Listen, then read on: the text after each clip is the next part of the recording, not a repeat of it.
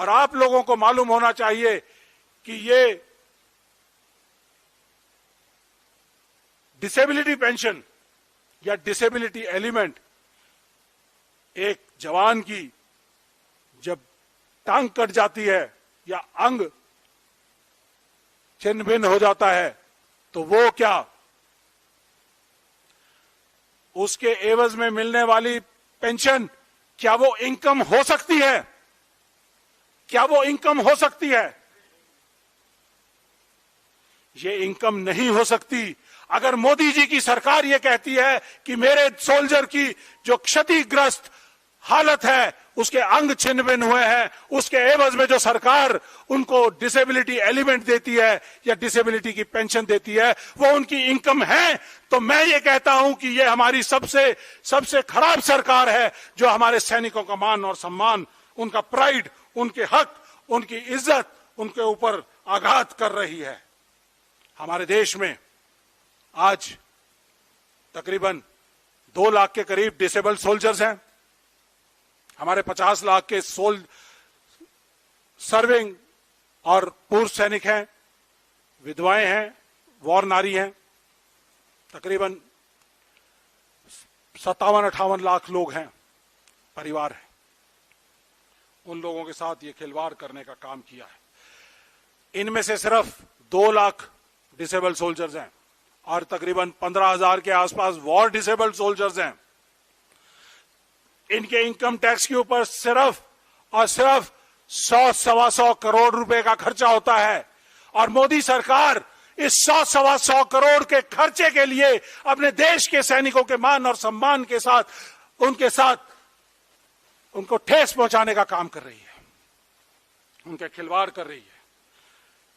US forces के अंदर तकरीबन 4.5 मिलियन डिसेबल्ड सोल्जर्स हैं, वो उनका मान और सम्मान करते हैं।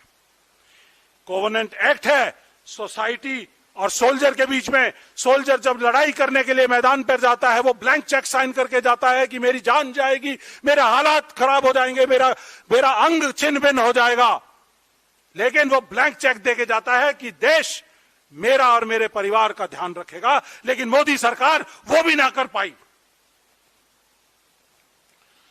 और ये जिम्मेदारी सरकार की, नेशन की, सिक्योरिटी की, सोसाइटी की होती है कि वो डिसेबल्ड सोल्जर्स के, उनके परिवारों का ध्यान रखे। और मोदी सरकार, मैं सवाल सीधा सीधा पूछना चाहता हूं कि 1922 से चले आ रहे इनकम टैक्स एग्जम्पशन के प्रोविजन को 104 साल बाद आपको 100-125 करोड़ रुपए की क्या जरूरत पड़ी थी कि आपने इसके ऊपर भी अटैक कर दिया? ये सवाल है सीधा सीधा। और ये नेशनल सिक्योरिटी का मामला है। जिस तरह से जनरल सतबीर सिंह ने कहा, यह नेशनल सिक्योरिटी का मामला है। कोई हमारा सोल्जर लड़ाई के मैदान में जाएगा तो क्या वो सोचेगा, रिस्क लेगा अपनी लाइफ को कि मेरा नुकसान हो जाएगा इसलिए मेरे को आगे नहीं जाना है? क्या वो सोचेगा ऐसा? वो नहीं सोचता।